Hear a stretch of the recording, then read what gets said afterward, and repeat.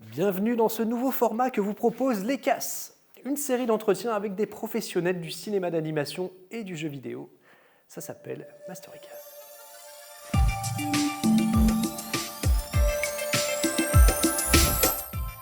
Pour ce premier numéro, j'accueille un ex-journaliste, auteur, créateur de jeux vidéo et narratif designer, Emmanuel Denise. Bonjour Emmanuel, Bonjour, bienvenue sur cette première. merci.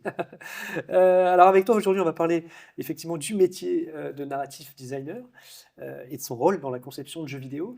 Mais peut-être justement comment expliquer en quelques mots ce qu'est le métier de narrative designer.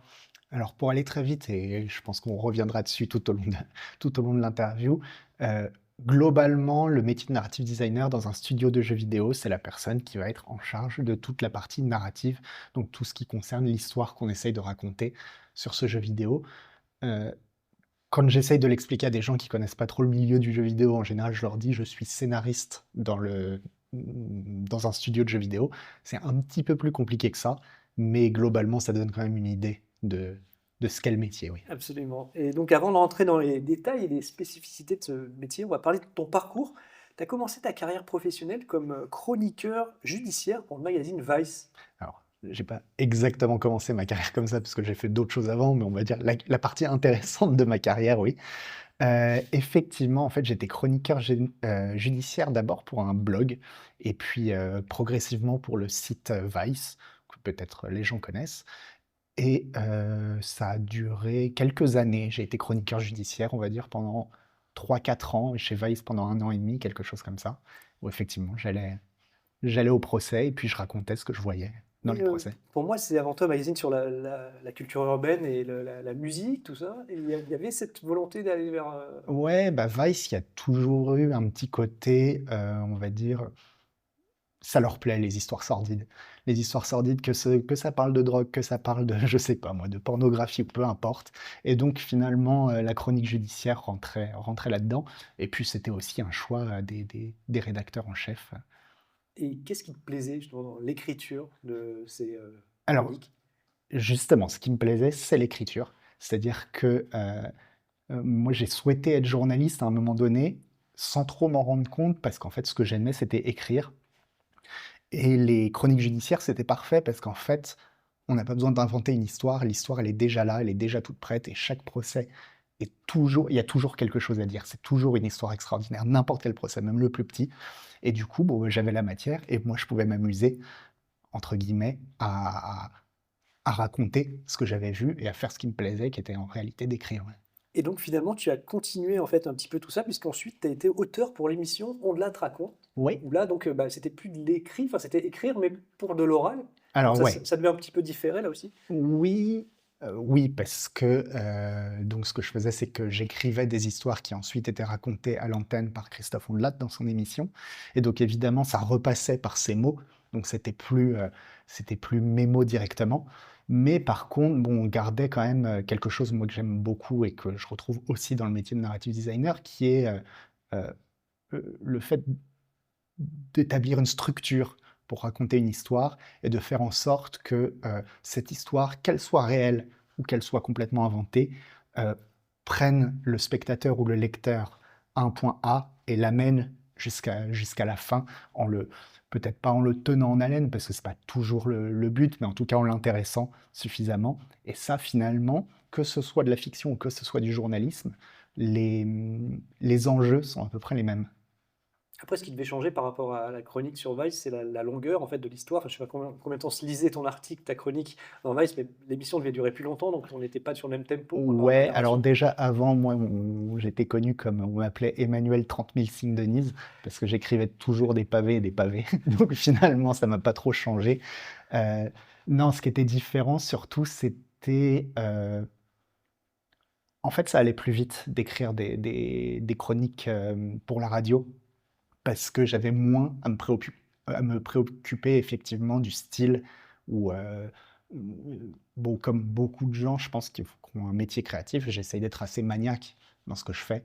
Et c'est vrai que quand on donne un texte qui après sera retransformé derrière, on peut se permettre d'aller un petit peu plus vite. Très bien. Et justement, tu as trouvé ton style d'écriture assez rapidement. Ouais, alors bon, par contre, j'avais pas commencé à écrire à ce moment-là, hein, j'écrivais déjà avant. Et, et ouais, je sais pas. Enfin, c'est venu assez naturellement. J'ai pas tellement. Évidemment, il y a certains réflexes que j'ai acquis, mais bon, ce qui est bien dans les métiers créatifs, c'est que c'est des choses qu'on continue à apprendre toujours, quoi. Enfin, on continue à s'améliorer constamment. En tout cas, on essaie. Ouais. Et donc là, en gros, c'est toi qui sélectionnais le fait divers. Enfin, vous étiez plusieurs auteurs, je crois, hein, Pour Christophe Ouais. Ondelat, en général, non. Il y avait un rédacteur en chef qui, en discussion avec nous, et puis évidemment surtout avec Christophe Ondelat, euh, nous branchait sur un certain sujet, et puis ensuite on se répartissait la tâche en fonction des goûts, des affinités, et puis des disponibilités de chacun. Et est-ce que tu as retrouvé ce style d'écriture typique dans le polar ou dans les jeux vidéo? Ben, moi, je fais pas tellement de différence en fait entre vraiment toutes les formes d'écriture, quoi. Pour moi, écrire, c'est toujours écrire, donc c'est toujours la même chose. Enfin, toujours la même chose. À chaque fois différent, mais c'est toujours le même métier. Et donc, que ce soit des chroniques judiciaires, que ce soit, bon, on en parlera peut-être après, mais dans la presse jeux vidéo, ou que ce soit de la fiction, finalement, certaines choses changent, mais globalement, le métier d'écrire, ça reste le même. Et donc, bah, pour le coup, bah, parlons de la suite. Ouais, Ensuite, en juillet 2008, tu as rejoint la rédaction de Canard PC en tant que journaliste. ouais, Donc, tu étais joueur de jeux vidéo. ouais. Et donc, bah, c'était finalement assez facile, la Ouais, bascule. ouais. Alors, facile, j'ai eu de la chance. Je pense, comme beaucoup de journalistes de jeux vidéo.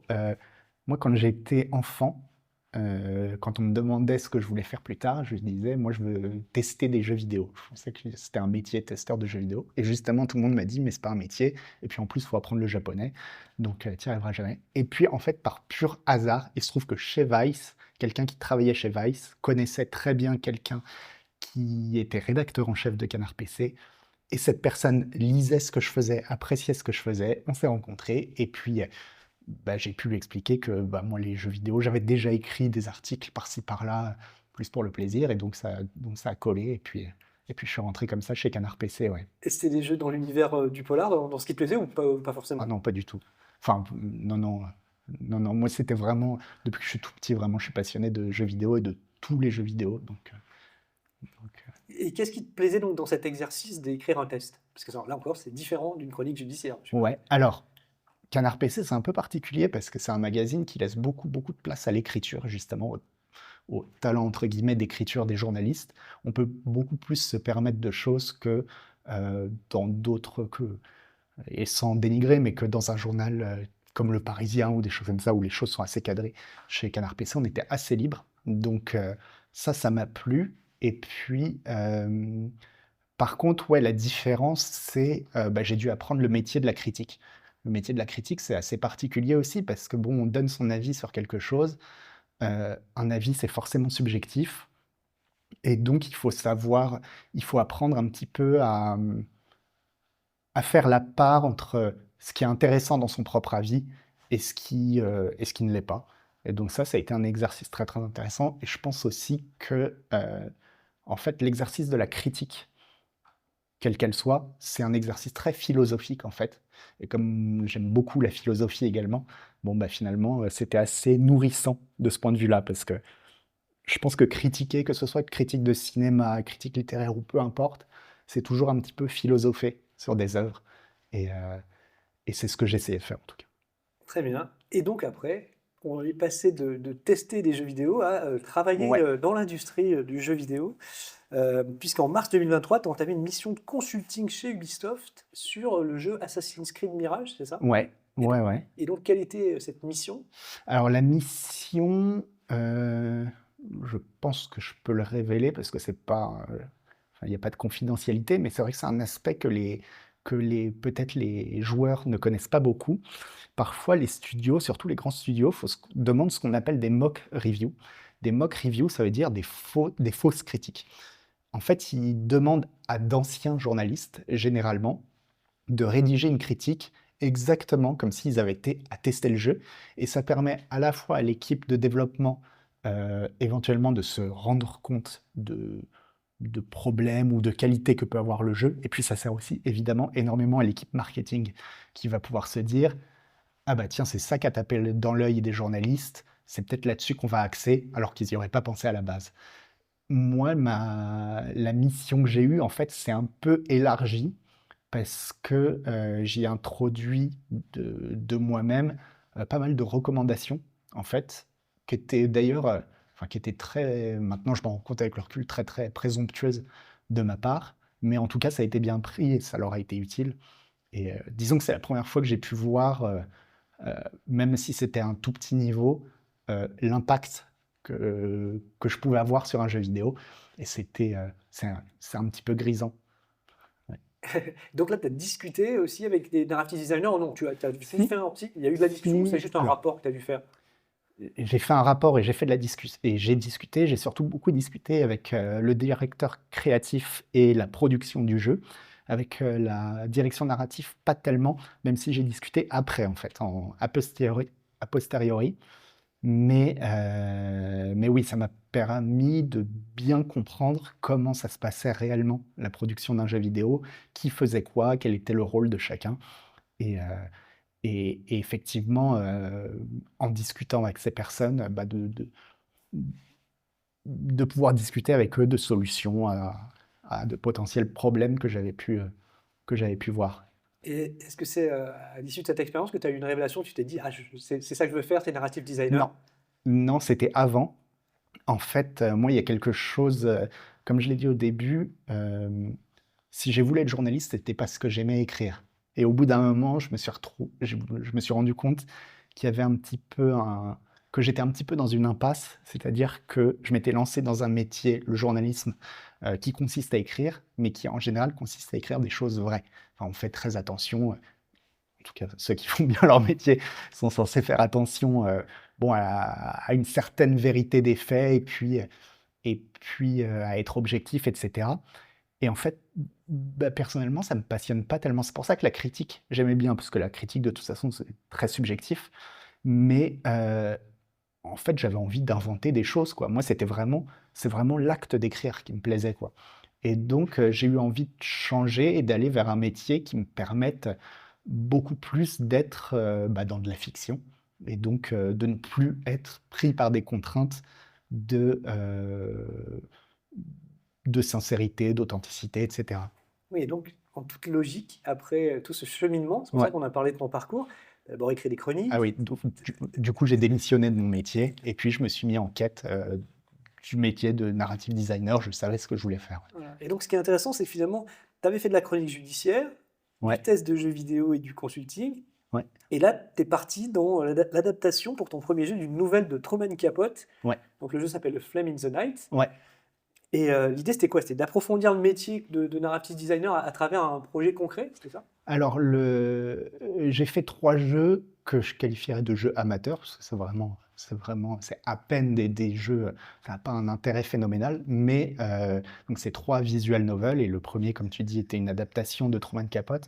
Pour moi, l'idée, c'était surtout, je savais que je cherchais un métier dans un milieu dans lequel j'avais aucune expérience, à part une mission chez Ubisoft, mais bon, j'arrivais quand même quasiment avec rien.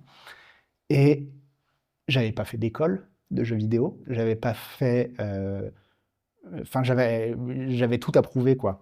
Et du coup, je me suis dit que faire des jeux par moi-même, peu importe leur qualité, au moins ça démontrerait que j'étais capable d'apprendre de nouvelles compétences, que j'étais capable d'aller au bout d'un projet par moi-même, et puis bah, que je comprenais en fait quels pouvaient être les problèmes très concrets auxquels peuvent faire face des développeurs.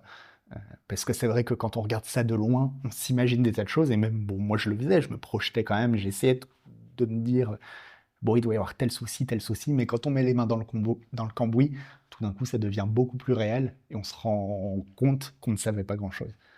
Ok. Et voilà, donc c'était surtout cette idée, c'était de construire un portfolio qui puisse à la fois prouver ma motivation, montrer ce que je savais faire, et puis aussi m'amuser, parce que c'était quand même aussi très amusant.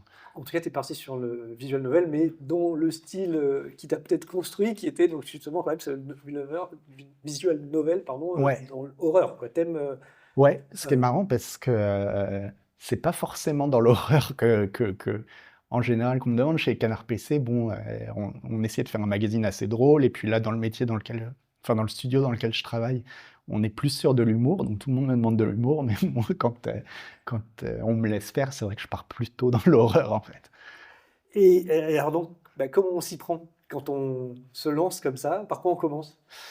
Bah, déjà, on commence par télécharger un logiciel pour faire des jeux vidéo et par apprendre à s'en servir. Alors, ça a été ça la surprise, et d'ailleurs, je vais rendre hommage là à un YouTuber qui s'appelle Atomium, qui avait fait une vidéo là-dessus pour expliquer à quel point c'était simple de se mettre à un logiciel de jeu vidéo, et c'est ce qui m'a poussé à le faire, et vraiment, je rebondis là-dessus pour dire que, effectivement, pour tous les gens qui hésiteraient, moi, je suis vraiment un pur littéraire, je déteste tout ce qui est technique, et ça m'a pris une semaine. Ça m'a pris une semaine d'apprendre à m'amuser. Déjà à m'amuser. Bon, après, on continue d'apprendre tout le temps, mais vraiment, si vous êtes effrayé par l'aspect programmation, code, etc., dites-vous qu'il n'y avait pas plus effrayé que moi, et qu'en fait, commencer, c'est très très simple. Voilà. Avec donc Après, quel logiciel tu as dit? alors moi, j'ai utilisé Game Maker, qui est un logiciel assez simple, mais qui est quand même, bon, il y a quand même des jeux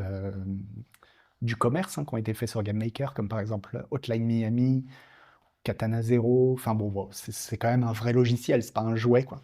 Mais ça reste plus simple que des logiciels comme Unity ou Unreal, qui sont utilisés là de manière un petit peu plus massive par les gros studios. Et maintenant, je suis passé à Unity, maintenant je gère un petit peu Unity. Mais voilà, faites par étapes. Mais avec un logiciel comme GameMaker ou comme Godot, c'est un autre logiciel assez simple d'utilisation. Ça vous permettra de toute façon déjà d'avoir les bases.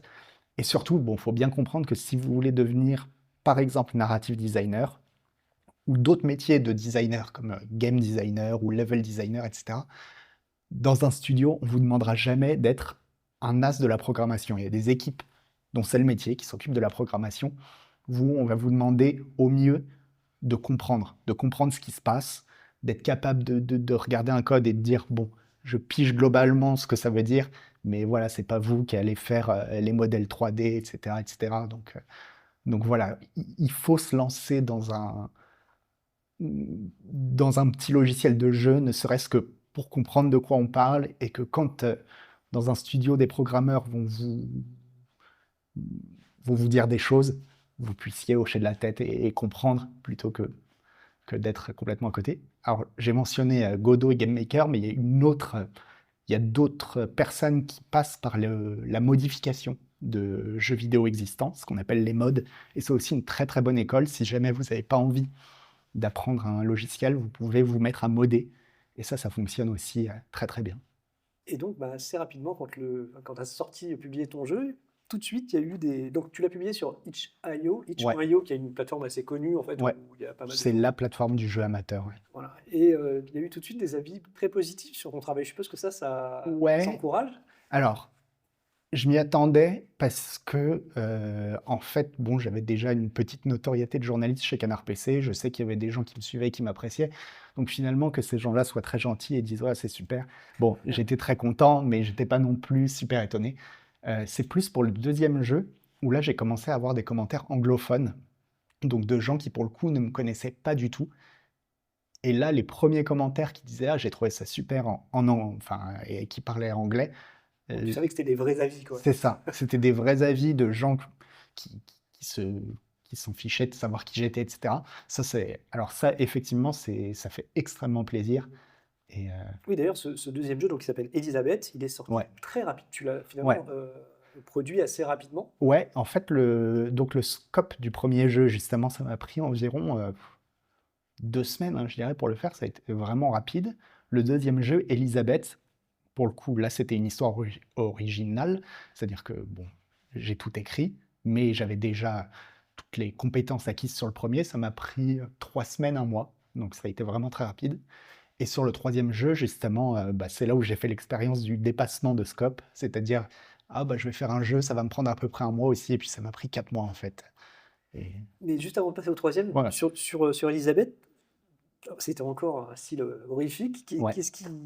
D'où vient cette appétence pour ce style-là? Euh, Ben moi, en fait, les premiers livres qui m'ont vraiment donné envie de lire, enfin, je lisais quand j'étais enfant, on va dire, des choses comme Le Seigneur des Anneaux.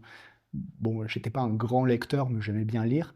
Mais c'est vraiment à l'adolescence où il y a eu vraiment, on va dire, un coup de cœur, et ça a été Edgar Poe, Théophile Gautier, en fait, tout ce qui est romantisme noir, quoi, tout ce qui est Mary Shelley, Frankenstein, Dracula, etc.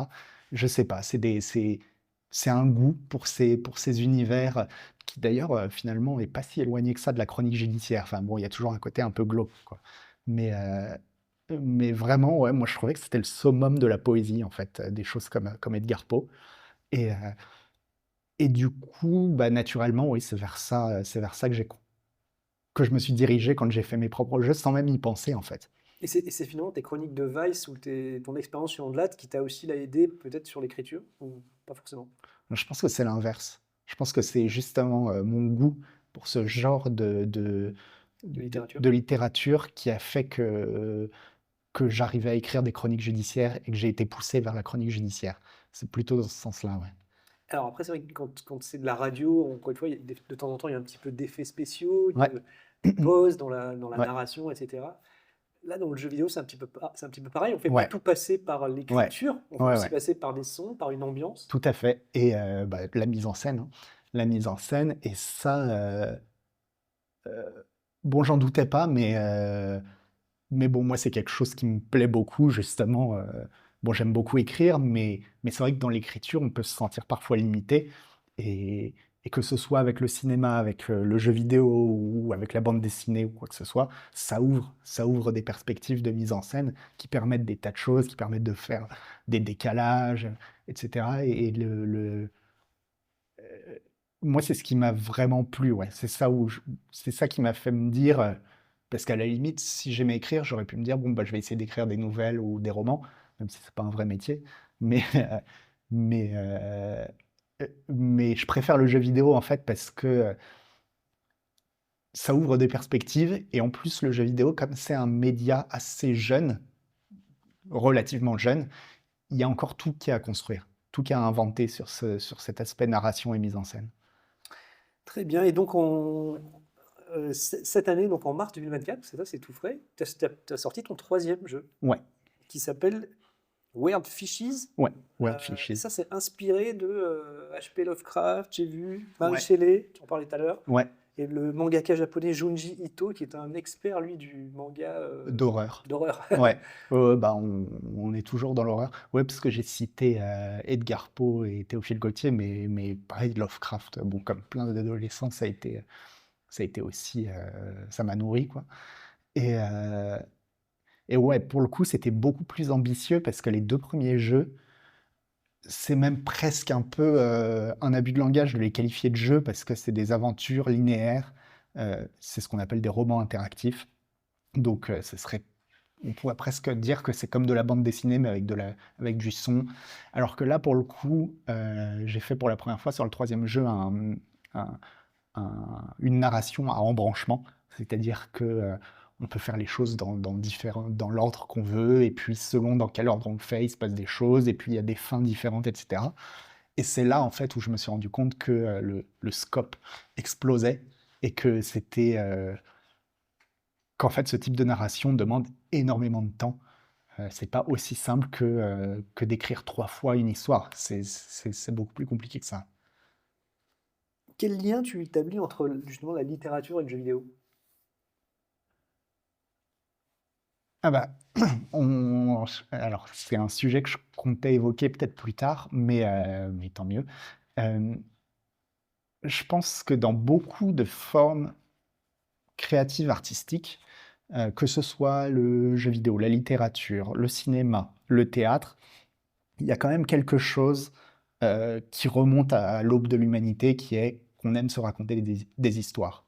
Alors oui, le jeu vidéo, certains vont dire, et ils ont raison, que le jeu vidéo, c'est avant tout un jeu, ça doit être amusant, etc. Mais quand même, je pense que chez beaucoup de joueurs ou de spectateurs, euh, il y a cette envie de se raconter des histoires, de se faire raconter des histoires, et le jeu vidéo est une nouvelle façon de raconter des histoires avec des outils différents qui permettent des choses différentes. Et donc le lien avec la littérature, c'est à la fois que, comme le cinéma, comme le théâtre, comme la bande dessinée, comme plein d'autres, le jeu vidéo découle de la littérature, c'est-à-dire on réinvente pas la roue. On a quand même des histoires, on en raconte depuis la nuit des temps. Et, et les règles, même si on peut les transgresser, elles sont un petit peu acquises. Et puis en même temps, bon, bah, c'est une évolution parce que ça permet des choses nouvelles dans cette idée de raconter des histoires. Et puis bon, après, évidemment, par contre, la différence, c'est qu'effectivement, dans le jeu vidéo, il y a aussi l'aspect jeu qui peut être plus ou moins important selon ce qu'on veut faire, mais qui est aussi à prendre en compte et qui, là, pour le coup, est une autre problématique que de raconter des histoires. Quel est pour toi le livre qui peut-être s'adapterait parfaitement à un jeu vidéo? Oh, il y en a plein. Il y en a plein, et c'est vrai qu'on le fait pas tellement. On adapte beaucoup des films en jeu vidéo, mais pas tant que ça des livres. Moi, si j'étais Ubisoft, j'adapterais Les Trois Mousquetaires. Parce que ça n'a pas pris une ride, Les Trois Mousquetaires. D'ailleurs, on le voit avec le succès là, du Comte de Monte Cristo au cinéma. C'est vraiment Alexandre Dumas, c'est indémodable et c'est toujours aussi neuf, c'est toujours aussi moderne. Et en plus, Ubisoft ayant fait les Assassin's Creed, ils ont un moteur qui se prêterait à merveille à ce genre d'histoire. Donc voilà, c'est mon petit tips pour tous les gens d'Ubisoft qui nous regardent et je sais qu'ils sont très très nombreux. Euh, je leur dirais, faites l'adaptation des Trois Mousquetaires, le monde va adorer. En plus, c'est des Français qui font l'œuvre française, ça sera un carton. Très bien. Ben, on n'a pas parlé donc justement de la dernière partie de ton métier. Aujourd'hui, tu es narrative designer pour Ouais, un studio qui s'appelle Zero Game Studio, c'est ça? ouais. J'ai Et même donc, plusieurs métiers d'ailleurs, parce que je commence aussi dans un autre studio, un métier très lié, qui est un métier de writer, de rédacteur, quoi. ok. Mais on pourra faire la différence. Et donc, on peut dire que ça y est, c'est un petit peu l'aboutissement. Tu es maintenant narrative designer Ouais, pour de bon. ouais, c'était pas gagné, et donc je suis aux anges. Vraiment, je pourrais pas être plus heureux. Et parce que, bon, par contre, on va pas se mentir, c'est un métier où les places sont chères. Il y a beaucoup de gens, je pense, qui veulent le faire. Et bon, ouais, beaucoup d'appelés, peu d'élus. Donc vraiment, je suis très très content. En plus, ça se passe très bien. Et surtout, bon, moi, ce qui me fait plaisir, c'est que voilà, j'ai démissionné de mon travail de journaliste, qui était quand même aussi très très très très chouette, euh, en me faisant une idée du métier de narrative designer. Mais comme je l'avais pas fait, je pouvais pas être sûr à 100% que cette idée correspondrait à la réalité. Et bon, on le sait tous, des fois, quand on arrive dans le métier de ses rêves, on se rend compte qu'en fait, c'est pas du tout ce qu'on espérait. Bah là, c'est le contraire. Vraiment, non seulement c'est ce que j'espérais, mais c'est même mieux que ce que j'espérais. Donc, c'est vraiment top. Et donc, ce qui change par rapport à ton expérience avant qui était plus personnelle et enfin, de créer du jeu en solo, là, tu Ouais, travailles en équipe. Donc, je ouais, suppose que ça change pas mal de choses là aussi. ouais, oui. Alors déjà, ça me permet de me rendre compte euh, de mes propres compétences, dont on se rend pas forcément compte quand on travaille tout seul. Enfin, on se rend pas compte de ce qu'est des compétences qu'on a et que les autres n'ont pas, ou inversement. Et puis surtout, bon, bah, ça libère énormément sur tout un tas d'aspects, notamment bah, par exemple la programmation. Ouais, comme je disais, je comprends ce qui se fait, mais heureusement, il y a des gens 1000 fois plus compétents et dont c'est le métier qui le font. Alors ça, c'est un bonheur absolu. Et puis, bon, travailler en équipe, enfin moi, ça n'a jamais été mon but de faire mon jeu, que ce soit mon truc. Je trouve ça vraiment assez, assez beau de voir quelque chose qui se construit où chacun apporte sa pierre à l'édifice. Mm. Oui, donc là, enfin, forcément, c'est ce qui est plaisant dans tout ça. Ouais, En consultant ton CV, j'ai noté que tu as une solide culture cinématographique, une grande connaissance de la bande dessinée, ouais. du jeu vidéo et de la littérature mondiale. C'est important d'avoir une culture comme ça aussi diversifiée dans ce métier de narrative designer. Si vous voulez écrire, je pense que il faut lire. Ça c'est sûr. Alors, grande culture cinématographique, pour mon cas, c'est un peu particulier parce que oui, pour tout ce qui est années 80, années 90, années 70, mais j'ai arrêté de regarder des films depuis 10 ans, donc sur tout ce qui est moderne, pas tant que ça. Bon, bande dessinée, par contre, énormément, ouais. Mais, oui, si un conseil que je donnerais à n'importe qui veut écrire quoi que ce soit, c'est de lire avant tout. Se nourrir. Ouais, se nourrir. Alors, j'ai évidemment plein d'amis journalistes, puisque j'étais journaliste. J'en connais qui se vantent même de n'avoir jamais lu un livre, un roman de leur vie.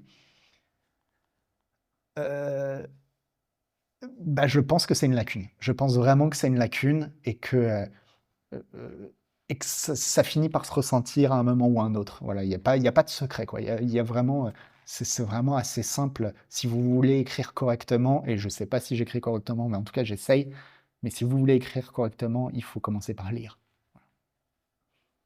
Ok. Bah, continuons sur le métier de narrative designer.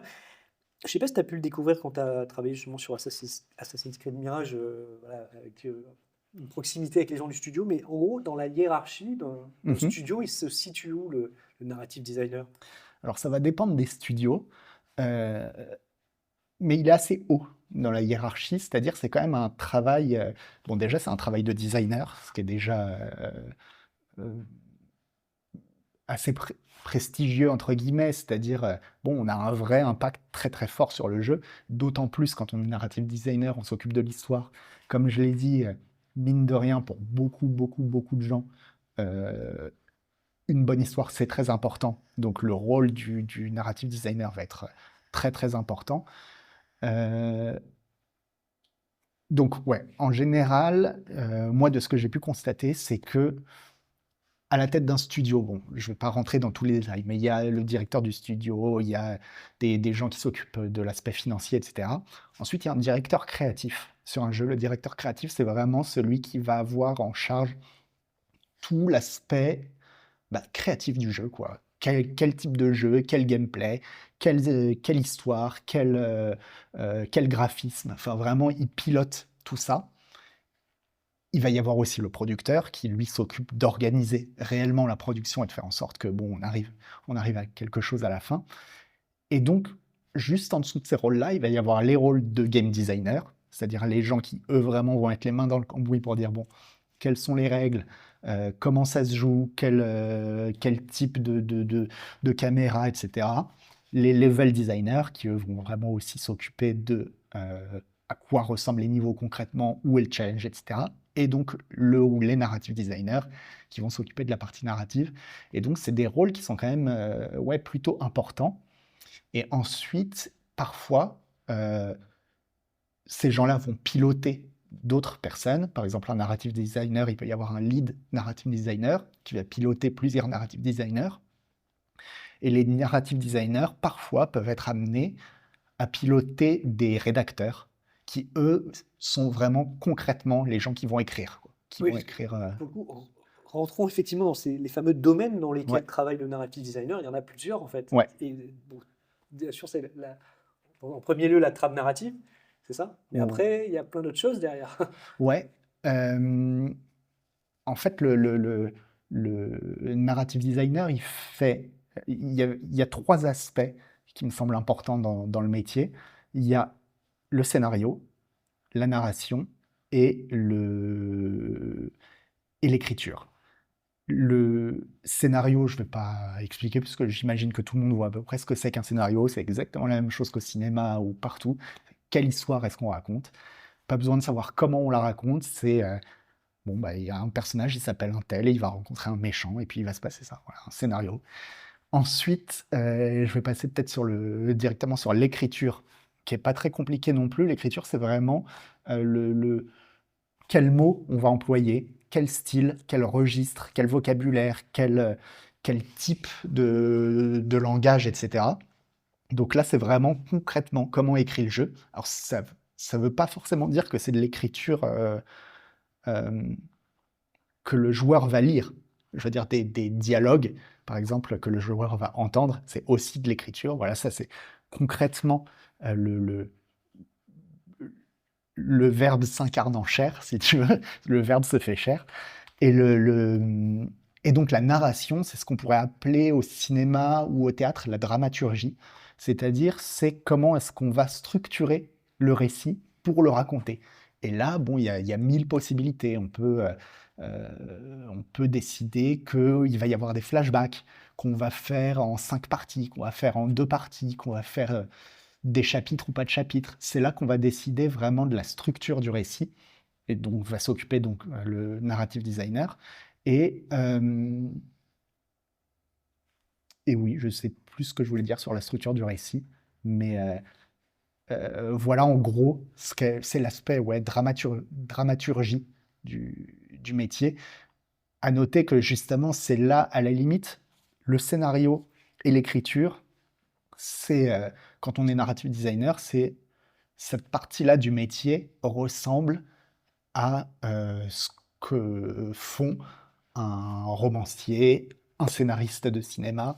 Je veux dire, c'est des choses, on réinvente pas la roue, quoi. L'écriture, on n'est pas en train d'inventer l'écriture, ou les scénarios, mine de rien, même s'il y a toujours des surprises, on sait que tout a déjà été écrit, tout a déjà été raconté, bon, on n'invente rien. C'est vraiment sur la partie narrative, donc dramaturgique, le, que là, on va inventer des choses propres au jeu vidéo. Se dire, tiens, le jeu vidéo peut raconter des choses de telle manière qui était impossible, et c'était impossible de les raconter de cette manière-là avant au cinéma ou dans la littérature. Et pour le coup, ça me rappelle une interview que j'avais fait à l'époque d'Assassin's Creed, Ouais, l'épisode qui était à Paris, ouais, Unity. Unity, où justement les développeurs m'avaient expliqué justement que quand on rentre dans un jeu vidéo, contrairement à un film, c'est pas un plan Ouais, d'un lieu, par exemple, ouais, mais on peut prendre le temps de visiter un ouais, lieu, ouais, et ouais, effectivement, par ce qu'on va y trouver à l'intérieur, bah, ça va nous raconter des histoires, ça ouais, va nous immerger dans ouais, l'histoire. Je sais pas comme c'est un terme, je sais plus ouais, juste c'est le narrative,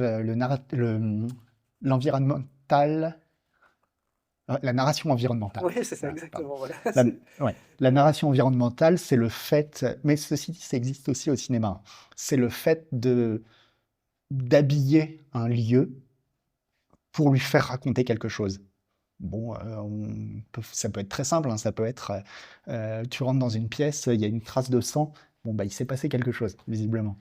Et, mais bon, ça existe un petit peu au cinéma aussi, c'est-à-dire au cinéma, en général, les gens qui s'occupent des décors ou des accessoires vont essayer aussi de Oui, oui. raconter des C'est vrai que choses. ça, on va le voir dans un plan, alors Mm. que dans un jeu, on peut passer à côté ou au contraire prendre Ouais, le temps de ouais, ouais. fouiller une pièce et justement d'arriver à... Oui, la narration environnementale est un aspect très, très, très important du,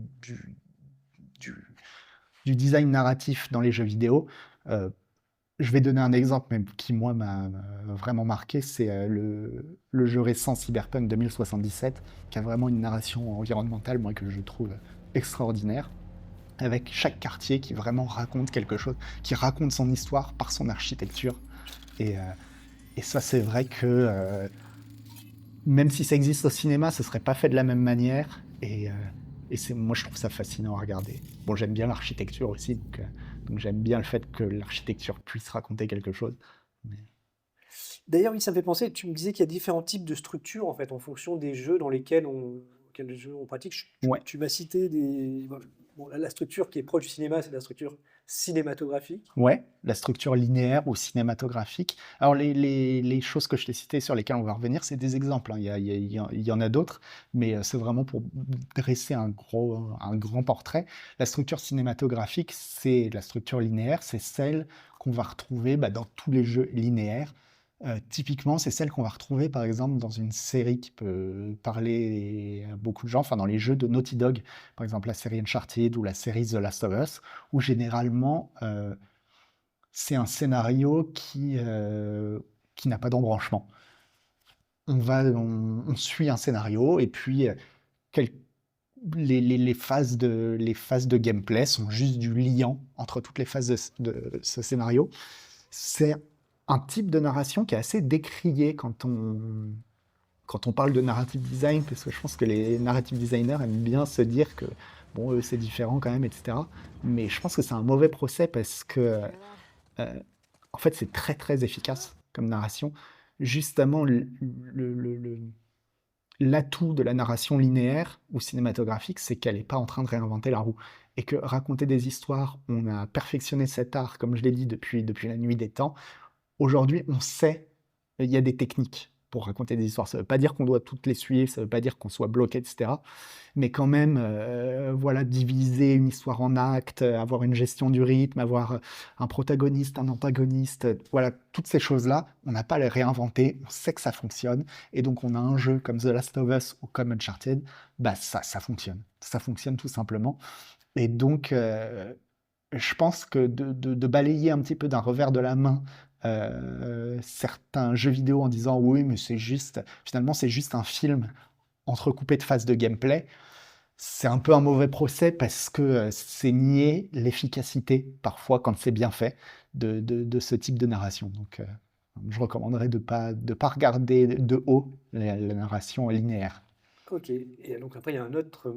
Les narrations qui sont moins linéaires comme ça, c'est tous les jeux qu'on appelle en open world, en monde ouvert. Ouais, alors pas forcément, d'ailleurs, pas forcément que dans les. Enfin, c'est moi ce que j'appelle la narration ouverte, qui est pas que dans les open world, hein. On peut avoir des jeux qui ne sont pas des open world, mais avec une narration ouverte. Bah là, c'est justement le principe inverse de la narration linéaire, c'est-à-dire qu'on va avoir des embranchements. Et là, on va s'appuyer en fait sur quelque chose qui est un petit peu l'essence aussi du jeu vidéo, c'est-à-dire quand beaucoup de gens, quand ils jouent à un jeu vidéo, ils ont envie qu'on leur raconte une histoire, mais aussi ils ont envie de se raconter leur propre histoire. Ils ont envie que ce soit eux-mêmes qui construisent l'histoire au gré de leurs choix, etc. Et c'est ce que permet une narration ouverte. C'est ce qu'on va voir donc dans certains open world, pas dans tous d'ailleurs, mais c'est ce qu'on va voir typiquement dans les jeux de rôle, beaucoup dans les jeux de rôle du type Skyrim, Baldur's Gate, etc. On va essayer de laisser aux joueurs la possibilité de se raconter sa propre histoire. Et alors ça, l'atout, c'est évidemment que ça répond vraiment à l'envie du joueur d'incarner un personnage. Il y a quelque chose quand il y a des journalistes qui se moquent beaucoup d'autres journalistes, enfin je pense à un journaliste, un YouTuber américain qui s'appelle Video Game Donkey, qui est très pertinent et très drôle, qui se moque souvent de IGN, le grand site américain, parce que à chaque fois qu'ils testent un jeu Batman, ils vont avoir cette phrase euh, bateau qui est de dire It feels like Batman. Vraiment, tu as l'impression d'être Batman, et c'est tellement bateau, ils le ressortent à chaque fois. Mais en fait, pour moi, c'est normal qu'ils le ressortent à chaque fois parce que c'est ce qu'on demande à un jeu vidéo. C'est-à-dire, la première chose que doit juger le journaliste sur un jeu Batman, c'est est-ce qu'il me donne l'impression d'être Batman. Et voilà, typiquement, justement, des jeux avec une narration plus ouverte, ça va être ça. Ça va être des jeux dans lesquels tu es immergé, dans lesquels tu as l'impression que d'être le personnage que tu vas incarner. Après, le gros défaut de ce type de narration, c'est déjà que ça demande énormément de travail, comme je l'ai dit tout à l'heure pour cette histoire d'embranchement qui en fait demande beaucoup de travail. Et puis, on peut très très très vite se retrouver avec des choses un petit peu bancales au niveau du rythme, ou au niveau justement des embranchements qui sont pas toujours tous aussi passionnants les uns que les autres. Enfin voilà, on contrôle beaucoup moins l'expérience du joueur, et du coup, ça donne un résultat qui est pas toujours heureux. Par contre, quand c'est réussi, c'est absolument extraordinaire. Par exemple, là, le dernier Baldur's Gate a été acclamé par tout le monde et a raison parce que c'est extraordinaire à quel point ils ont réussi à la fois à faire une narration ouverte et à la fois à réussir à garder cette force de la narration linéaire qui est d'avoir du rythme, d'avoir des choses avec un vrai développement, une intrigue, un début, une fin, etc. Mais c'est pas toujours le cas, quoi. Je pense aux jeux, par exemple, des jeux From Software où tu vas pouvoir choisir enfin, ou même de type de jeu où tu vas pouvoir, je veux dire, d'incarner un mage ou un guerrier, ou etc. Est-ce que ça rentre aussi dans ce que tu Alors, expliques ou pas vraiment? un Parce que là aussi, en fonction ouais, un du petit style de peu. son personnage, ça Un va petit changer. peu, ça va un petit peu à voir aussi avec le troisième type de narration dont on parlera après, mais effectivement, les jeux du type Elden Ring ou Dark Souls sont typiquement des jeux à narration ouverte, mais là, pour le coup, c'est particulier parce que c'est des jeux qui ont une narration très, très légère, dans le sens où euh, le joueur n'est pas tellement là pour qu'on lui raconte une histoire. Il y a une histoire qui sert de background, de fond, mais euh, il n'y a pas réellement de scénario à proprement parler. Il y en a un quand on creuse, mais c'est pas du tout mis en avant. Mais effectivement, le but là, c'est de permettre aux joueurs justement d'incarner ce personnage qui s'est créé, ce mage, etc. Même si effectivement c'est un cas un petit peu particulier où on est un petit peu euh, enfin, on est à la limite d'un scénario, quoi. Ok.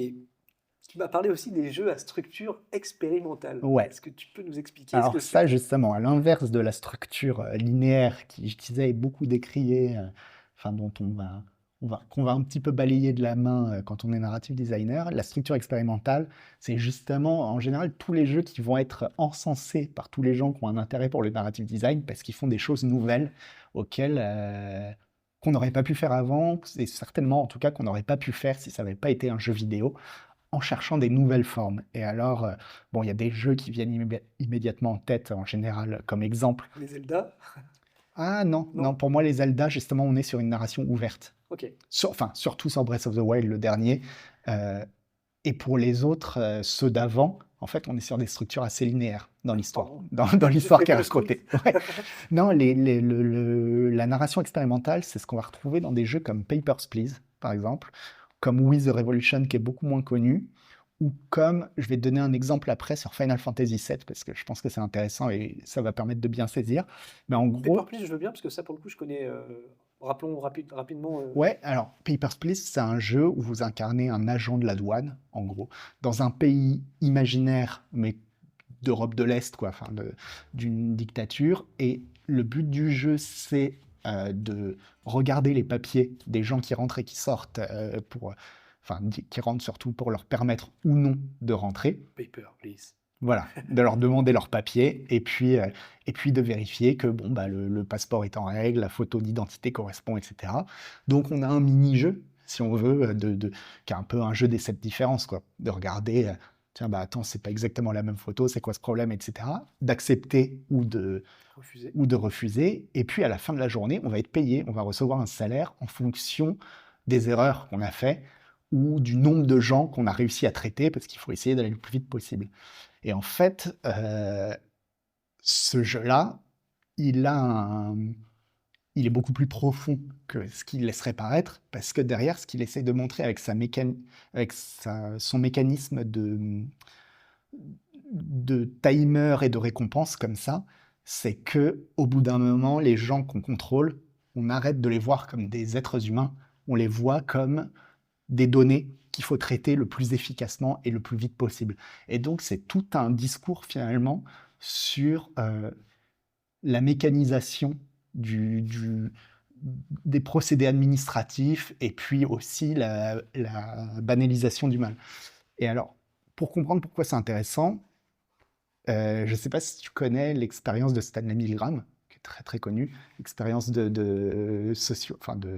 de sociologie, enfin de comportementalisme, je pense, bon, sur la soumission à l'autorité. Le but, c'était, on mettait des participants et puis la personne qui fait l'expérience dit à la personne sur qui on fait l'expérience, qui ne sait pas qu'on fait une expérience, vous allez infliger des électrochocs.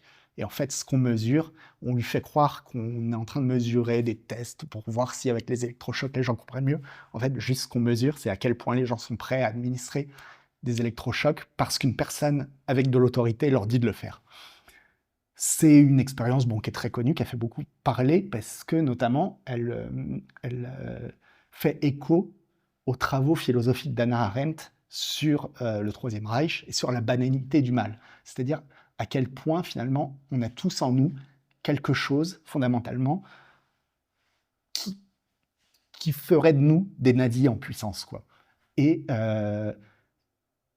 que le nazi, c'est pas forcément le monstre qui habite ailleurs, mais qu'en fait on l'a en nous-mêmes. Et en fait, les expériences de Stanley Milgram, c'est intéressant, c'est des expériences de sociologie, vous pouvez les lire. Le livre d'Hannah Arendt, c'est très intéressant parce que c'est un livre de philosophie, vous pouvez lire et comprendre ce qu'elle essaye de dire. Et là, le jeu vidéo, ce qui permet, avec cette narration, c'est de l'expérimenter, d'en faire l'expérience soi-même. Et en ça, c'est pour ça que je dis expérimental. Expérimental, ça ne veut pas forcément dire contraire aux normes, mais c'est une narration qui va se baser sur l'expérience que le joueur va avoir de l'histoire. Et ça, c'est vraiment... Bon, je comprends que tout narrative designer voit ça vraiment comme un Graal, parce que vraiment, oui, c'est le truc que seul le jeu vidéo peut faire, et effectivement, quand ça fonctionne, c'est extraordinaire, quoi. Je pourrais revenir après sur d'autres exemples. Mais par contre, il faut faire attention, quand on est narrative designer, à se dire que tout le monde, le soir, quand il rentre chez lui, n'a pas envie de regarder Arte. Et que, même si, bon, enfin, moi j'aime beaucoup Arte, hein, mais Est-ce que le message prend pas le dessus sur le divertissement? C'est un peu ça, non? c'est ça, ouais. Sur la... Voilà, il faut être un peu aussi, il faut bien se rendre compte que c'est un type de narration qui va laisser des gens sur la touche. Qui va laisser des gens sur la touche et certains ont juste envie qu'on leur raconte une histoire, quoi. Ils n'ont pas envie, quand ils jouent à un jeu vidéo, de se demander, mais alors le rapport avec Hannah Arendt et la vanille. Non, non, lâche-moi avec tes histoires et je les comprends tout à fait. Donc, donc voilà, il faut faire quand même un petit peu attention quand on y voit vraiment le Graal absolu. Il faut pas essayer de caser ça partout, quoi. Mais je peux prendre par exemple enfin, je vais prendre un autre exemple où là, ça a été fait dans un jeu grand public, Final Fantasy VII, où, où pour le coup, bon, c'est juste au service de l'histoire. Dans Final Fantasy VII, l'original, dans le remake, je crois que c'est pareil, l'histoire est basée sur le fait qu'on va être à la poursuite d'un personnage qui s'appelle Sephiroth, qui est un personnage qui est censé être extrêmement puissant et qu'on voit apparaître pour la première fois assez tard, au bout de quelques heures. Et au début, quand on le voit apparaître, c'est vraiment presque un fantôme, quoi. C'est évanescent. Et au fur et à mesure que l'histoire se construit, on va jamais le rencontrer directement sur les premières heures, mais on va nous faire monter la pression pour nous dire, ce type-là, quand on va le rencontrer, ça va mal se passer, quoi. Et une des méthodes qu'ils ont utilisées, il y a plein de choses qui ont été utilisées dans le jeu, mais une des méthodes qu'ils ont utilisées, c'est qu'à un moment, on joue un flashback. Et là, pour le coup, on le rencontre en vrai, mais bon, c'est un flashback, on peut rien faire avec lui. Mais par contre, on peut aller dans les menus et voir que ce type, effectivement, a un niveau démentiel, a des équipements qui sont incroyables, etc. Et donc, juste en regardant les menus, en connaissant le jeu, le système, on regarde le menu et on se dit « Ah ouais, il est super fort. Il est super fort parce qu'il a 9999 points de vie, tu te rends compte ?» Voilà. Et ça, bon, bah, évidemment, c'est un truc que seul le jeu vidéo peut faire. Et encore une fois, c'est de la narration qui passe pas par de l'écriture, c'est de la narration qui passe par l'expérience. Le joueur va faire l'expérience, il a compris ce que ça voulait dire des points d'attaque, des points des points de vie, et là il peut constater par l'expérience que ah bah ce type est très très fort en fait. Et ça c'est vraiment quelque chose. Là pour le coup c'est vraiment utilisé brillamment tout au long de Final Fantasy VII, ce côté faire passer de la narration par l'expérience que va en avoir le joueur. Ça me fait penser, je me permets, tout à l'heure tu parlais Bien de sûr. The Last of Us, donc il y a Ouais, une structure cinématographique, mais moi ouais, justement, c'est un jeu qui montre que, enfin, pour moi, c'est montre que la vengeance ouais, ne sert à rien en fait, hein, ouais. on engendre beaucoup de souffrance. Et justement, c'est bon, on va spoiler un peu, mais dans ce combat final, au bout d'un moment, j'avais envie de poser la manette en me disant, faites la paix. Ouais, Arrêtez de vous battre, vous voyez bien que ça ouais, rime à rien, vous allez vous entretuer. Et en ouais, fait, le fait de nous obliger, c'est-à-dire qu'il n'y a pas d'autre fin, c'est une fin ouais. cinématographique, on est obligé d'aller au Ah bout de bah, ce combat. ouais. Et ben, j'ai trouvé cette expérience, enfin, Ah, je pense que c'était on me régale brillant. dans ce que tu me dis. Complètement, Voilà, c'est-à-dire que complètement. j'ai pas envie, moi, en tant que joueur, d'aller là où on m'emmène, et je trouvais que Mais justement, il n'y a que par le jeu ouais. vidéo qu'on peut le ressortir. Et On verrait un film, c'est brillant dans The Last of Us parce que justement, ils jouent de la structure linéaire. Ils ont conscience de la linéarité du jeu jusqu'au moment, et toi en tant que joueur, tu n'en as pas vraiment conscience parce que tu as l'habitude, jusqu'au moment où ça rentre en conflit. Ce que tu es obligé de faire et ce que toi, tu as envie de faire. Et, euh, et ouais, c'est fait brillamment, mais il y a même d'autres passages dans The Last of Us, et ça permet de souligner quelque chose, c'est que les différents types de narration ne s'excluent pas les uns les autres, et qu'on peut avoir les trois dans un seul jeu, on peut en avoir deux, on peut en faire tous les mix qu'on veut. Mais dans The Last of Us, un autre exemple, dans le premier, très souvent, tu as des phases où tu incarnes Joël et tu dois demander à Ellie d'aller faire quelque chose. Elle doit, par exemple, tu as besoin d'une échelle, tu lui dis, tiens, bah, monte sur le muret, elle va me chercher une échelle et puis elle mettra l'échelle. Et en fait, au début du jeu, elle met énormément de temps, en général, à faire les choses. Elle va vadrouiller à droite, à gauche, elle revient, te met l'échelle. Et en fait, plus leur relation grandit et plus elle va faire ces choses-là rapidement et spontanément. Et ça, c'est encore une fois, c'est par l'expérience qu'en a le joueur qu'on te fait comprendre que la relation entre les deux personnages a évolué. oui, donc là, on sent que par rapport à ton métier, ce narrative design, Ouais, ouais, mais c'est assez. ce sera pas le cas dans tous les jeux parce que Et c'est pas non plus, c'est pour ça, je dis de se méfier, c'est pas forcément une fin en soi. Il y a des jeux, moi, par exemple, j'adore la série des Phoenix Wright. Ce sont des jeux justement de procès, qui racontent des procès. Bon, c'est des jeux très littéraires, très, très linéaires aussi. Il n'y a pas ça.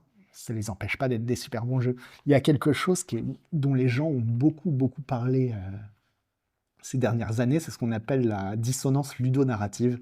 C'est quand il y a un décalage entre ce que te présente le jeu et ce que te présente l'histoire. Par exemple, dans un jeu de rôle, euh, quand ton personnage meurt, quand un des personnages du groupe meurt, tu peux le ressusciter, tu as un objet qui s'appelle la plume de Phénix, peu importe. Et donc tu passes ton temps à avoir des personnages qui meurent, à les ressusciter. Mais par contre, dans une scène cinématique, à un moment, il y a un personnage qui meurt, et là c'est dramatique pour tout le monde, et tout le monde pleure. Et tu te dis, bah non, donnez-lui une plume de phénix, puis voilà. Mais non, bah, parce que ça s'est passé dans une scène cinématique, c'est pas possible. Et bon, ça, on en a beaucoup parlé pour dire que vraiment fallait éviter.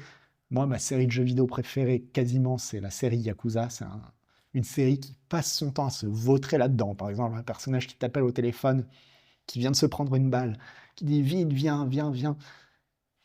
Je dis ouais, j'arrive, je vais faire du bowling, je vais passer un peu de temps au karaoké, ensuite je vais faire des courses de cartes, etc. Puis au bout de 100 heures, je reviens le voir et il me dit ah, t'as fait vite, c'est parfait.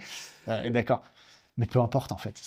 Tant que le jeu est agréable, faut pas non plus être complètement fixé sur des règles et sur. C'est juste en avoir conscience, c'est bien. Et puis, même pour sa culture personnelle, c'est toujours rigolo de pouvoir analyser ce à quoi on est en train de jouer, mais sans non plus se bloquer complètement.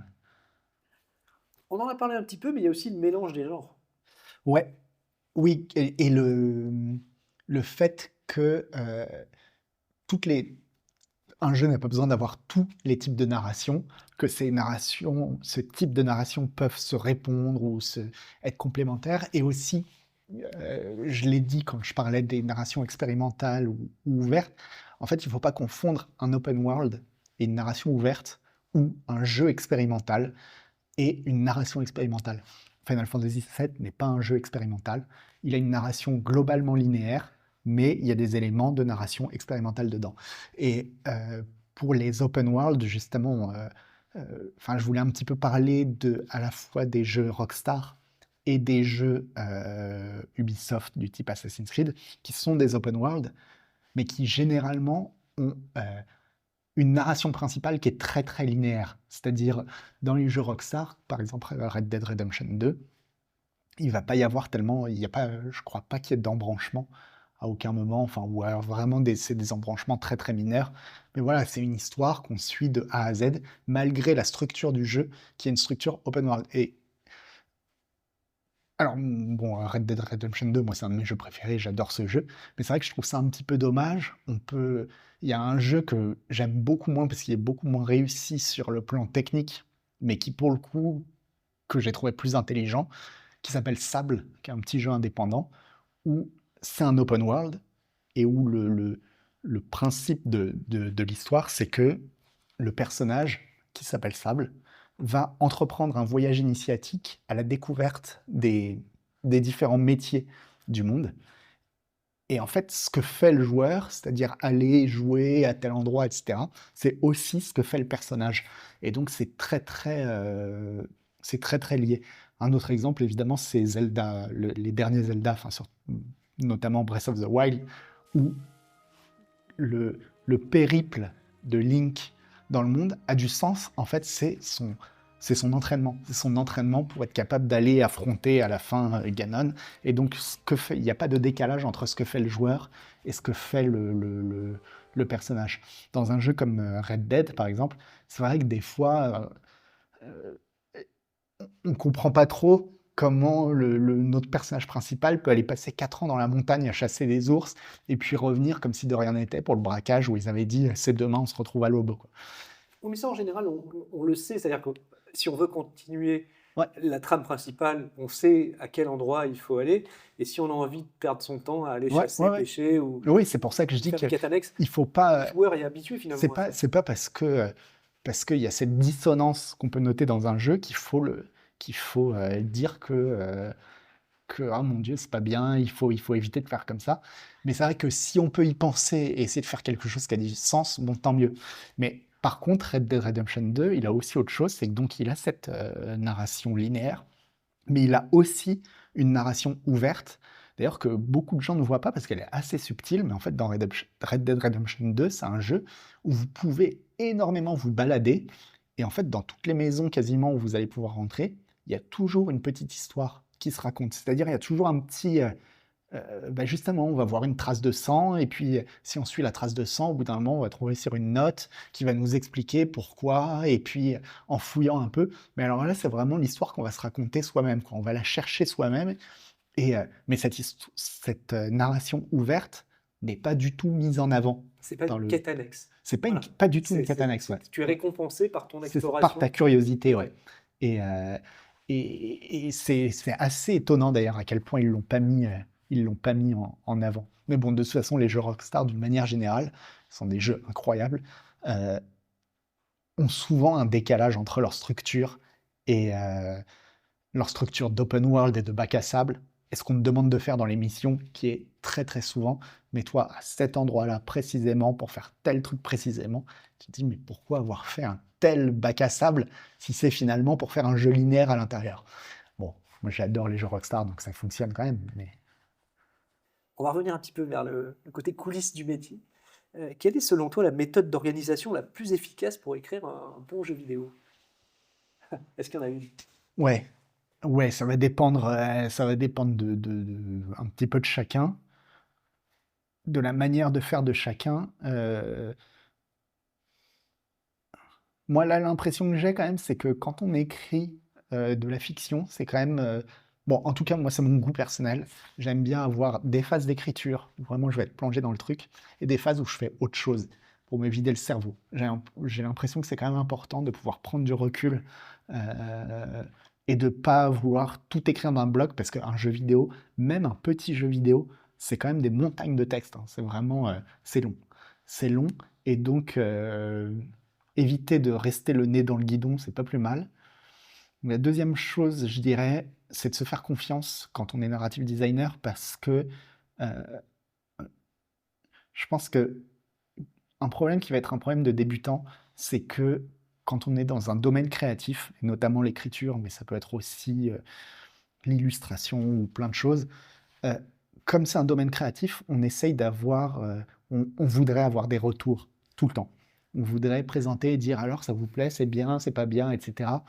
Et en fait, l'écriture, il faut comprendre que même dans un studio de jeux vidéo, et même des gens dont c'est le métier, en fait, ça les saoule de lire.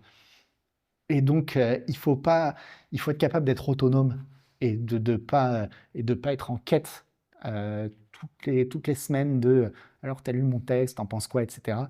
Et donc, pour ça, il faut avoir confiance en soi et se dire bon, bah, si ça leur va pas, ils me le diront. Mais en attendant, moi, j'avance et si ça me plaît à moi, ça plaira à d'autres. Voilà. En tout cas, ça peut être un des défis à relever, de se faire Ouais, confiance et de pas. ouais, ouais, ouais. Est-ce qu'il y a d'autres défis comme ça à relever? Euh, D'autres difficultés? je pense qu'un défi aussi, mais ça, j'ai pas tellement de solution, c'est la, je sais pas comment on dirait en français, en anglais on dirait la consistance, enfin, tu vois, le fait de rester constant. Voilà, la constance. La constance, je pense que juste sur des travaux qui durent 6 mois, 1 an, voire plus, c'est difficile de rester constant sur son style, sur l'atmosphère générale, etc. Et donc, bon, là, en tout cas, moi, ce que je fais, c'est, il faut savoir que écrire, c'est pas un processus linéaire où on commence au début de l'histoire et puis à la fin, on pose un point final et c'est terminé. En fait, on est sans cesse en train de réécrire ce qu'on a déjà écrit pour que ça recolle avec les changements de style, quoi. Ça, bon, faut en avoir conscience. Une dernière chose aussi, et alors là, qui concerne pas les narrative designers, mais qui concerne les gens qui font des jeux vidéo d'une manière générale. Et je pense que c'est un problème que le cinéma a pu avoir, mais qu'il a un petit peu moins, parce qu'à Hollywood, les choses sont plus anciennes et donc se sont Structuré? mieux structurées. Mais je pense que l'écriture, contrairement à d'autres formes de création, souffre d'un problème, c'est que tout le monde se dit, bah, moi je peux écrire. Et alors que par exemple pour le dessin, tout le monde se dit pas, je suis capable de dessiner. Il y a beaucoup de gens qui sont très capables de se dire, je ne sais pas dessiner. Pour l'écriture, tout le monde a l'impression de savoir écrire, et je pense que ça a donné beaucoup, beaucoup, beaucoup de jeux écrits par ou le directeur créatif qui n'a pas spécialement en réalité de fibre littéraire, ou par des fois même les producteurs, enfin, voilà, des gens qui n'ont pas forcément une fibre littéraire, et, euh, et ça donne bah oui, quelque chose fait par des gens dont c'est pas le métier. Et je remarque que moi, les jeux que j'ai le plus appréciés sur le plan littéraire, en fait, c'est des jeux qui ont effectivement été écrits par le directeur créatif, mais parce que, notamment, bon, je vais citer Final Fantasy Tactics de Yasumi Matsuno, qui est un game designer japonais. Qui est vraiment son métier, c'est game designer, c'est quelqu'un qui fait des jeux. Mais il se trouve qu'avant de faire des jeux, c'est quelqu'un qui avait déjà écrit des sagas de fantasy, donc qui avait une énorme fibre littéraire qu'il a pu faire passer dans son jeu. Mais en fait, c'est une exception. C'est-à-dire qu'il se trouve que là, ce directeur créatif, oui, a une fibre littéraire et donc ça fonctionne. Un autre exemple, c'est Miyazaki, justement, de From Software, qui a une énorme fibre littéraire et qui en plus explique que lui, quand il lisait des livres, quand il était enfant, c'était des livres de fantasy, mais c'était des livres en anglais. Et comme il parlait pas anglais, il comprenait pas tout. Et que du coup, c'est ça qu'il a essayé de retranscrire dans ses jeux, des jeux dans lesquels les histoires ont des trous que tu vas remplir par ton imagination. Bon, il a un style incroyable et vraiment d'un point de vue littéraire, pour Elden Ring, ils ont été chercher George Martin de Game of Thrones, mais franchement, il n'y avait pas besoin parce que Miyazaki est quelqu'un qui écrit fabuleusement bien, quoi. Et, euh, et donc, il se trouve que ça tombe bien, mais je pense qu'il y a beaucoup de studios où les directeurs se sont dit exactement la même chose, sauf que eux n'ont pas cette fibre de base, comme tout le monde. Bon, ils aiment bien les belles histoires, voilà, mais c'est pas forcément des passionnés et ça se ressent, je pense. C'est ça qui a fait que on a eu tant de jeux qui ont été si mal écrits, parce que c'est vrai que les jeux vidéo ont quand même historiquement un défaut d'écriture par rapport à d'autres médias. Est-ce Et que... Pardon. je pense que ce problème-là, on l'a rencontré aussi à Hollywood dans le cinéma, où parfois je pense qu'il y a des films où ça se voit que ça n'a pas été écrit par un scénariste, ça a été écrit par le producteur. Il s'est dit non mais c'est bon, attends, moi ton scénario je le fais, ouais bah ça te donne un truc vraiment nul à chier quoi, enfin, vraiment au ras des pâquerettes. Et, mais à Hollywood, ils ont un peu plus compris que non mais attends, scénariste c'est un vrai métier, on a des écoles de scénaristes, on a des gens qui savent faire et donc on va leur donner, on va donner le job à des gens dont c'est le métier, ça donne un résultat meilleur, même si ça pose un autre problème qui est que dans les formations, quelles qu'elles soient, effectivement, une formation, par exemple, d'écriture créative, il y en a beaucoup aux États-Unis. Ça va vous donner des clés. Il commence à y en avoir aussi en France. Ça va vous donner des clés pour écrire des bonnes histoires. Mais ça va avoir une contrepartie, c'est que ça peut donner des histoires stéréotypées. C'est-à-dire, tout le monde se met à écrire de la même manière. Et ça, on le voit bien à Hollywood, où effectivement, les gens savent écrire des histoires. Par contre, c'est vrai que des fois, tu vois 10 films et tu te dis, mais j'ai vu 10 fois le même, quoi. Et ce qui était bien avec des gens comme Matsuno ou Miyazaki, c'est que c'est des gens qui font à leur manière, quoi, qui font à leur manière sans avoir appris. Donc voilà, si vous passez par une école qui va vous apprendre, que ce soit l'écriture, le graphisme, peu importe ce que ce soit, c'est très bien parce que ça va vous apporter plein de techniques et il faut les prendre. Mais il faut aussi il faut bien entendre le mot créatif dans métier créatif et que des fois, il faut pas avoir peur de soi-même, quoi. Il faut pas se reposer totalement sur les règles et il faut aussi se faire plaisir. Voilà. Je me faisais une remarque là, justement quand je t'ai coupé, pardon. C'est que le jeu vidéo, des fois, ce qui peut être aussi problématique, c'est par rapport, je compare au cinéma, mais c'est vrai que c'est en train de changer avec les séries aujourd'hui. Mais le format, le fait qu'un jeu est beaucoup plus long qu'un film, est-ce que ça, des fois, ça pose pas aussi un problème enfin, des difficultés en tout cas pour arriver à ce que l'histoire elle soit tout aussi constante et Alors haletante? je sais pas si c'est la longueur, parce qu'effectivement, les séries y arrivent très, très bien. Par contre, ouais, c'est ce que j'ai dit, c'est ce que je disais avant, c'était sur les histoires en branchement et cetera, qui posent des challenges d'écriture qui effectivement, alors là, je pense que n'importe qui peut se perdre dedans et je pense qu'on peut prendre des gens, qui écrivent très bien, enfin, j'en sais rien, qui savent faire des histoires, mettons Stephen King, bon voilà, mec, on va pas apprendre à Stephen King à faire une histoire. Je pense que comme n'importe qui, il pourrait se casser complètement les dents sur une histoire à embranchement, ce que, c'est très, très difficile et alors là, pour le coup, bah, moi, j'ai pas la solution. Il faudrait demander aux gens qui ont fait Baldur's Gate 3 comment ils ont fait parce que parce que vraiment, c'est incroyable. On va en reparler de Baldur's Gate. Tiens, histoire de casser un peu le rythme, j'ai consulté la fiche métier du Ouais. SFJV qui présente les compétences et qualités requises pour devenir narrative designer. Je te les énonce et tu me confirmes si c'est ça ou pas. Ouais, Fais ça. alors bon, moi, je suis quand même débutant, hein, donc Non, mais bon, tu me diras si tu ouais. penses que. Donc, pour devenir narrative designer, il faut savoir mettre en œuvre des techniques de communication écrite et orale. Oui. Oui, mais justement, c'est bon, ça rejoint ce que je disais tout à l'heure, c'est-à-dire connaître les techniques, c'est très bien et tant mieux parce que ça va aussi vous permettre d'argumenter avec, parce que quand vous allez vouloir écrire une histoire, les autres personnes sur le projet, notamment le directeur Il va falloir créatif, te convaincre. voilà, il va souvent falloir les convaincre. Si vous pouvez vous appuyer sur le fait que, bah, si regarde, regarde la preuve, c'est comme ça qu'on fait, c'est comme ça qu'a fait tel film, ça va vous aider énormément. Mais par contre, il faut faire attention à ne pas être, heu, voilà, à vouloir faire quelque chose qui respecte toutes les normes et toutes les techniques. On finit par faire un truc qui ressemble à tout et donc qui ne ressemble à rien. Pour devenir narrative designer, il faut savoir utiliser une base documentaire.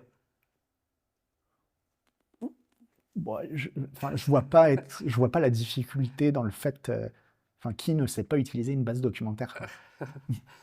En tout cas, oui, tout à l'heure, on n'en a pas trop parlé, mais je pensais à l'écriture des personnages. Là, il y a toute une documentation à faire. Il y a Ah beaucoup de bah oui, travail, souvent. Ça, on n'en a pas parlé, mais ouais. il y a Ah bah ça ressemble là, ah oui. très proche du cinéma, je suppose aussi, là, Alors peut-être, mais non, non? le lien que je ferais le plus proche, et c'est vrai que j'en ai pas parlé quand je parlais de comment s'y mettre, que ce soit par le modding de jeux vidéo ou par les jeux, les moteurs de jeux.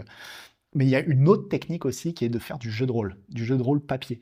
Et notamment la création de personnages, ça c'est quelque chose qui va ressembler énormément à du jeu de rôle papier. Et si vous avez l'habitude d'être maître du jeu sur du jeu de rôle papier, ou de créer vous-même des jeux de rôle papier, euh, eh ben, inspirez-vous-en pour faire vos personnages dans votre histoire. C'est-à-dire que ça va vous permettre de faire des fiches personnages auxquels vous allez avoir des réflexes de jeu de rôle papier pour trouver des backgrounds, pour trouver des choses qui tiennent en une phrase et qui donnent quelque chose d'intéressant. Donc, ouais, allez regarder quand même du côté du jeu de rôle papier. Il y a énormément, énormément d'inspiration à prendre. Je continue sur ma fiche. Ouais, Il faut savoir travailler en équipe, bien et sûr. comme dans tous les métiers, enfin, dans tous les métiers où on travaille en équipe, évidemment. Mais oui, je pense que c'est aussi quand même important d'être autonome, d'être capable d'être autonome et de ne pas demander des retours toutes les semaines, parce que je pense qu'un narrative designer, comme n'importe quel créatif sur un jeu vidéo, qui tous les jours te demande de relire son truc, de regarder, etc., ça finit par vite être chiant. Et du coup, je pense qu'il faut travailler en équipe, c'est pas très dur. Enfin, je pense, ça dépend des gens évidemment.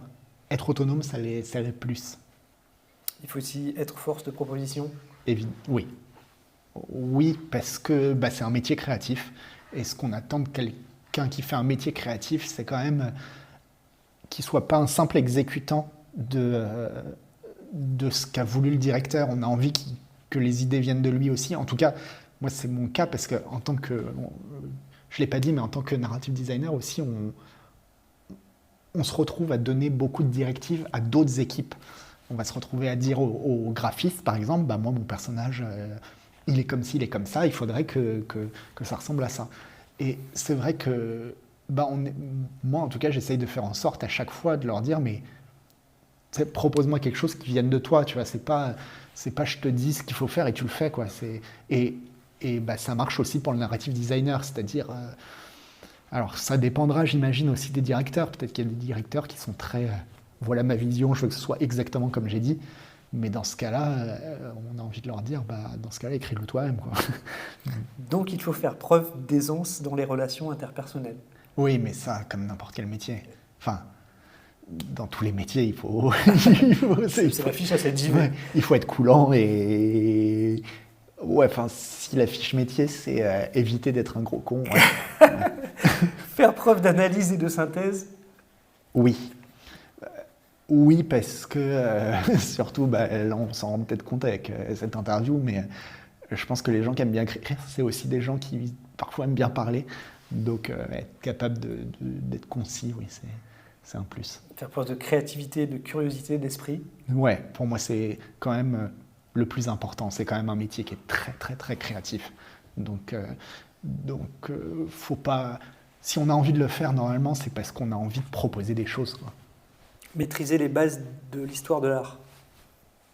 C'est un gros plus. C'est ce que je disais tout à l'heure sur le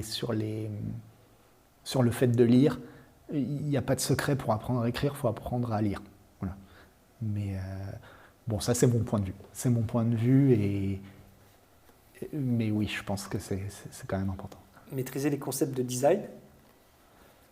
Ouais. Alors, de design.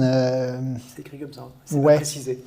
Ouais, parce que bon, il y a le game design, le level design et le narrative design.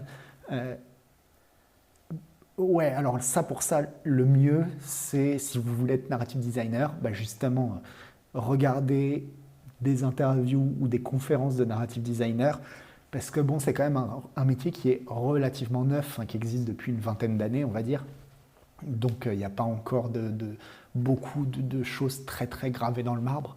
Mais effectivement, de pouvoir avoir des notions des problématiques, c'est intéressant. Après, pour ce qui est du level design et du game design, moi, il se trouve qu'on me le demande dans ce que je fais, mais j'imagine que ce n'est pas le cas dans tous les studios. Sur les plus gros studios, je pense que les choses sont assez réparties et le narrative designer ne va pas être celui qui fait le level ou le game design, même si, évidemment, avoir des notions, ça permet de comprendre quelles vont être les problématiques des level designers et des game designers. Après, j'ai l'impression quand même, si vous jouez à des jeux vidéo, normalement, vous ne devriez pas être à la rue, quel que soit au niveau design, quoi. Et enfin, il faut maîtriser les principes des théories collaboratives. Je ne sais pas ce que c'est. Des techniques collaboratives, c'est de travailler avec d'autres personnes, je suppose, un truc comme ça. Ouais, peut-être.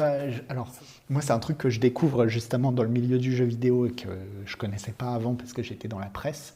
C'est que, en tout cas dans le studio dans lequel je suis, on sent que c'est des gens qui viennent avant tout de la programmation. Et dans la programmation, il y a des principes de production et de management, d'organisation qui sont beaucoup plus carrés que par exemple dans la presse et qui sont très très efficaces. Et donc, je pense que c'est connaître ces process, ouais. Après, si vous ne les connaissez pas, franchement, au bout d'un mois dans un studio, vous les connaissez. On va vous l'apprendre. Il ne faut pas non plus... bon, comme dans tous les métiers, il y a des choses qu'on apprend sur le tas, quoi. Bon, j'ai listé ce que le SNJV a dit. Est-ce qu'il y a d'autres compétences et d'autres qualités qui sont requises pour devenir narrative designer, après toi? Savoir écrire quand même, je dirais. Mine de rien. Et savoir écrire, ça veut pas dire qu'on écrit bien. Ça, c'est pas la personne qui peut en juger elle-même, mais ça veut dire avoir un appétit pour l'écriture. Si vous n'avez pas d'appétit pour l'écriture, justement, je pense aussi qu'il y a des directeurs de jeux vidéo qui font appel à des narrative designers en partant du principe, en se disant au début, ouais, non, mais tu sais, écrire, moi je vais le faire tout seul, comme je disais tout à l'heure. Et puis en fait, après avoir passé une semaine dessus, ils comprennent à quel point c'est chiant. Et là, ils disent, bon, ouais, je vais peut-être embaucher quelqu'un. Écrire quelque chose pendant 6 mois, pendant 1 an, si vous n'aimez pas ça de base, c'est long. C'est long, c'est dur. Surtout que ouais, écrire, c'est dur. C'est dur même quand on adore ça. Moi, j'adore ça. Et pourtant, il n'y a rien que j'aime plus au monde qu'écrire. Il n'y a rien que je déteste plus au monde qu'écrire. Parce que c'est vraiment une violence toujours. Toujours, toujours. Donc, il faut être prêt à le faire. Bon, en tout cas, on a vu à travers ton parcours comment tu es devenu Ouais. narrative designer, mais tu n'as pas fait de formation ou d'études. Non. Alors, tu vas peut-être avoir du mal à nous dire quelles sont les formations que tu pourrais conseiller. Bah, effectivement, je les connais pas. Euh, Moi, ce que je ferais, c'est ce que j'ai fait pour devenir narrative designer, c'est Faut s'y lancez-vous en mettre. fait. Ouais. Ouais. Mais ça vaut un peu aussi pour quel que soit le métier créatif. Pour les métiers créatifs, si vous avez envie d'être illustrateur, si vous avez envie d'être réalisateur, faites-le en fait. Faites-le et puis les choses avec un peu de chance finissent toujours par aboutir. Peut-être pas exactement à ce que vous vouliez, mais en tout cas, pour moi, il y a pas de meilleure école que de faire soi-même. Voilà. Comme dans ce jeu, il faut faire, refaire Voilà. pour apprendre, pour s'améliorer. Ouais. Et pour... Mais par contre, ce qui est important et dont on avait un petit peu parlé, si vous voulez faire quelque chose, encore une fois, c'est même pas forcément pour le narrative design, mais même pour l'illustration, même l'écriture d'une manière générale, quoi que ce soit, surtout faites attention au scope que vous choisissez. Si vous n'avez jamais écrit d'article publié de votre vie, si vous n'avez jamais écrit une nouvelle publiée quelque part, commencez pas à vous dire je vais écrire mon premier roman, il fera 6000 pages. Quoi. Non, commencez par vous dire je me donne un mois pour écrire un article. Vous serez bien, vous serez à l'aise, et c'est déjà, vous allez vous rendre compte au fur et à mesure. Quoi. Pour les jeux vidéo, pour le dessin, c'est pareil. Si vous avez jamais réellement travaillé dans le milieu, commencez pas à vous dire je vais faire une saga de bande dessinée, ça va être génial. Non, commencez par vous dire je vais faire quelques strips de bande dessinée, et puis peu à peu augmenter comme ça au fur et à mesure le scope. Quoi. Ok. Bon, on a fait presque le tour un petit peu de tout ça. Est-ce qu'il y a des Bon, choses tant que tu as mieux. envie de rajouter sur ce métier de narrative designer?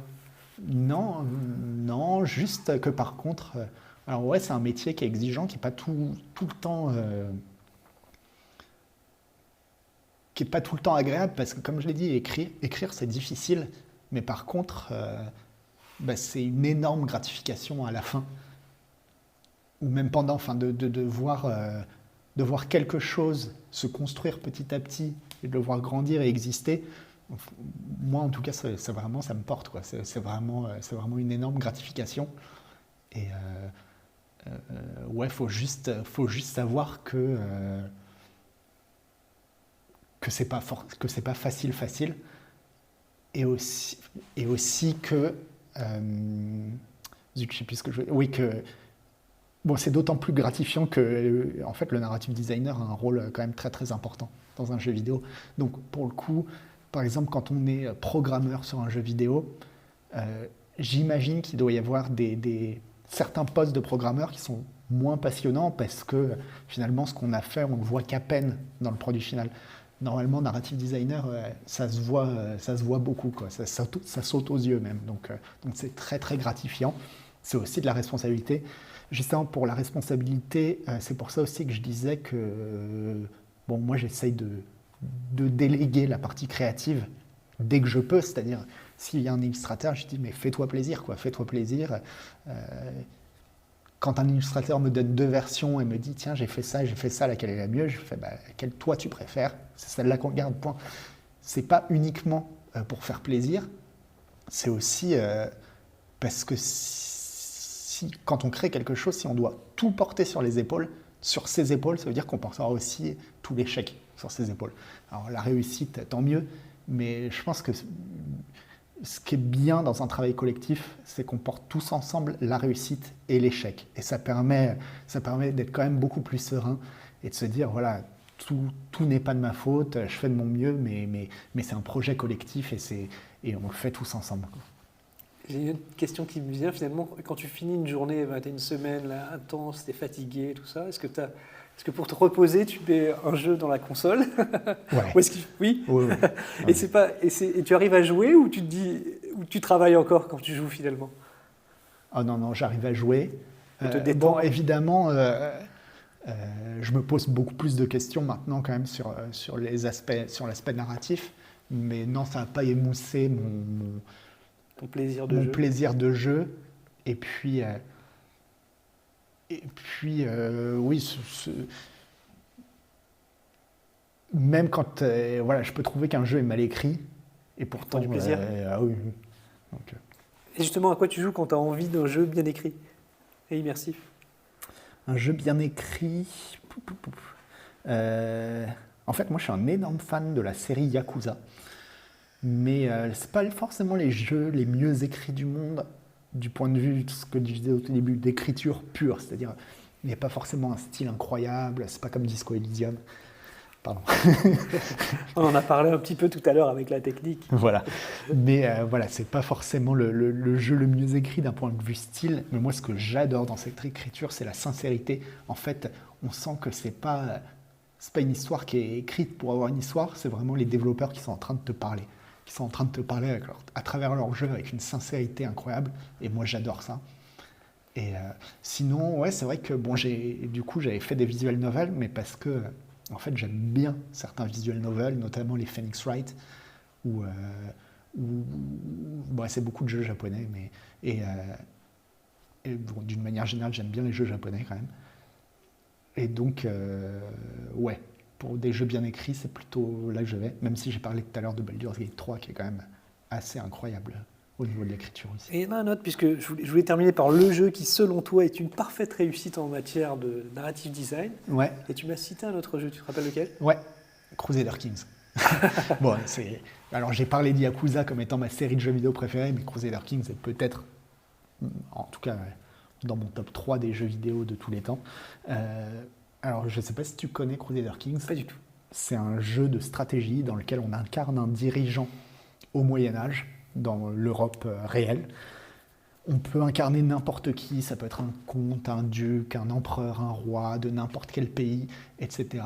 Et on va jouer ce dirigeant et ensuite, quand il mourra, ses descendants. Donc on incarne une lignée et on va avoir une liberté d'approche. On peut faire absolument ce qu'on veut, quoi. On peut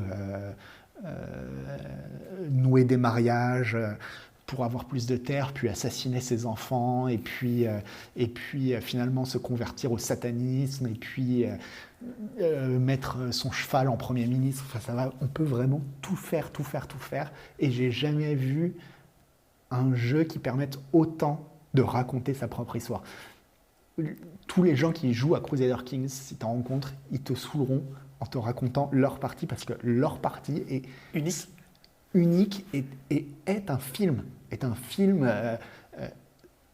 Je ne sais pas comment fait le jeu pour toujours retomber sur ses pattes et pour que toujours, même si c'est complètement aléatoire, toujours ça te donne une histoire incroyable à raconter, quoi. Et ouais, là-dessus, c'est vraiment fantastique. Et alors là, pour le coup, c'est une narration ouverte, complètement ouverte, mais avec aussi de la narration expérimentale, parce que j'aurais jamais autant appris sur la féodalité, sur le monde féodal, qu'en jouant à Crusader Kings. Et pourtant, j'aime beaucoup l'histoire, j'ai lu plein de bouquins d'histoire, mais c'est une chose de lire comment fonctionnait un système féodal et de l'expérimenter, où là, vraiment, maintenant, je comprends vraiment, j'ai l'impression de comprendre très précisément pourquoi ça fonctionnait, comment fonctionnait l'équilibre des pouvoirs, comment ça tenait debout, quoi. Et ça, vraiment, rien d'autre qu'un jeu vidéo n'aurait pu me le faire ressentir à ce point-là. Ben, très bien, on a tout dit. D'après toi, tu as quelque chose à rajouter ou pas? Des millions. On pourrait parler pendant des heures encore. Ouais. Ben, je tenais à te remercier en tout cas pour cette première participation. Ben, merci à beaucoup, toi. Emmanuel. Je voudrais remercier également Monsieur Bejoin qui est avec nous, Mathieu qui a réalisé cette émission et bien sûr toute l'équipe de l'ECAS. On espère vous offrir comme ça des rendez-vous, donc restez bien connectés. Et puis on mettra, tu es d'accord, quelques références que tu as citées peut-être pour les gens que ça intéresse. On vous les mettra en lien sous la vidéo. Voilà, et bien à bientôt pour une nouvelle Master ECAS. Merci encore une fois Emmanuel. Salut et merci.